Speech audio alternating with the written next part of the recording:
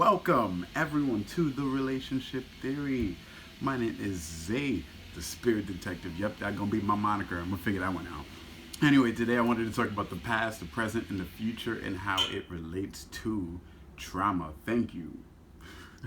I found this clip from The Last Jedi from Star Wars. I watched this movie recently and I actually really appreciated it, especially for the scene where Rey goes down into the cave after she explores it with the Force for the first time.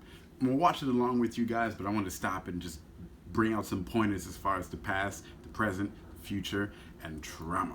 Before we start, my personal take on trauma, I think it's something that's related to the past, and is laden in language that you may or may not know that you're using.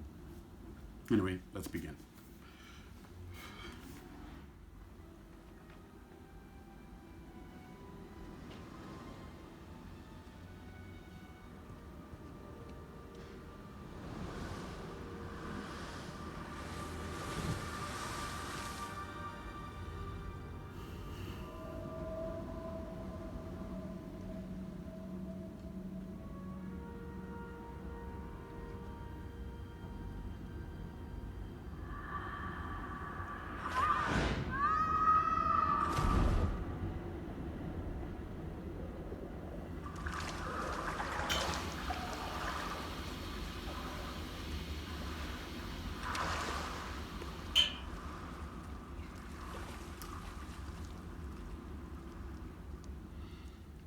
That hand clap down was something, but I don't watch Star Wars, so I don't know what that is. Okay, she's at the mirror.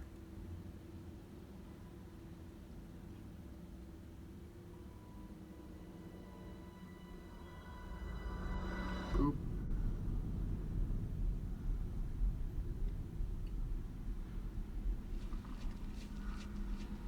I love it.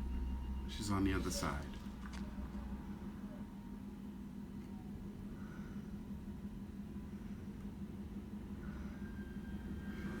Those are her future selves from her past self. I love how the sound comes and goes, but it only happens one time. I should have felt trapped or panicked, but I didn't. Should have It felt didn't trapped. go on forever. I knew it was leading somewhere. But at the end, it would show me what I came to see.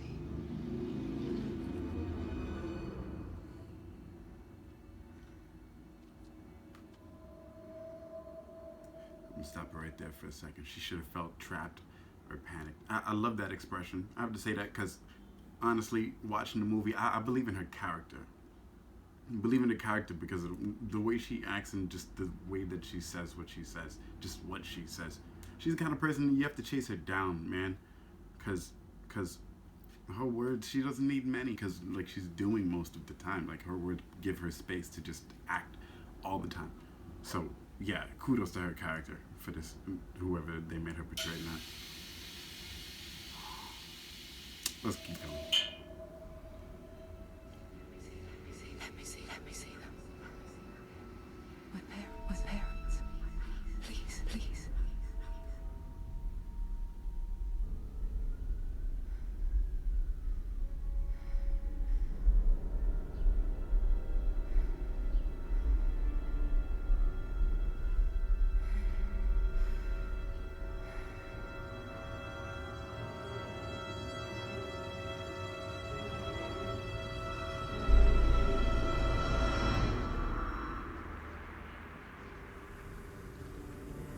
Teary-eyed, she sees herself. Man. And I think that's the perfect expression for a character like hers. She's not trapped, not panicking, not terrified of herself. That was the answer. I mentioned the sound while we were watching the clip, but I'm gonna bring it back up because Rey was at the base when she started the sound.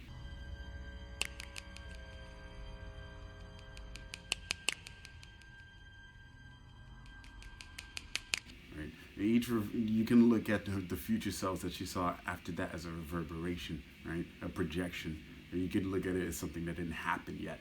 And I like to relate that to the things that happen in our daily lives. And we can think those thoughts, we can think things that we see ahead, right? Do we actually do them or do we actually not? Do we give things time? Do we give things patience? Or do we speak now? Do we snap our fingers now, right? Or do we look down to the floor? Do we check it out, right? Do we give space for things, right? I want to relate that to asking how do we address that in our daily lives by the language that we use, right?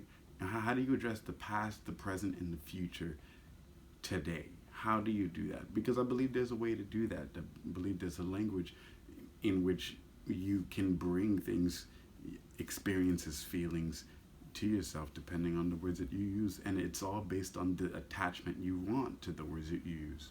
So I want to tie this to trauma, right? Because it is past based, right?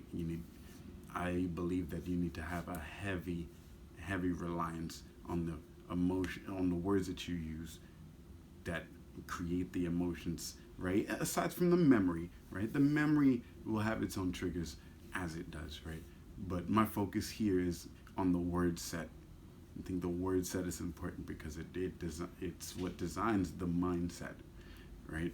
So yeah, that I'm trying to say is if you do want to bring trauma to a present sense, we need to be able to believe in using language that addresses it in the past, the present, and the future. It just ties it all in one, because you don't live trauma after it has happened. It is a memory of it. So the words you use resemble the memory of the trauma, right? So basically what I'm saying is if you want trauma, you have to bring that into your daily language. Right? So if you think about days where you haven't had a bad experience, or it was strangely good, you actually really liked the day, it was, better than most days, and maybe it was a day in which you weren't using trauma-based language, right? And so that's what this video is for today. It's just addressing how do we talk in our daily lives that make us feel the way that we feel. Because I like a good feeling. Do you like a good feeling? Yeah. Man, yeah, just wanted to come today and talk about that. I got so much to talk about, but I'm just going to take it as slow as I can. I will see you guys soon.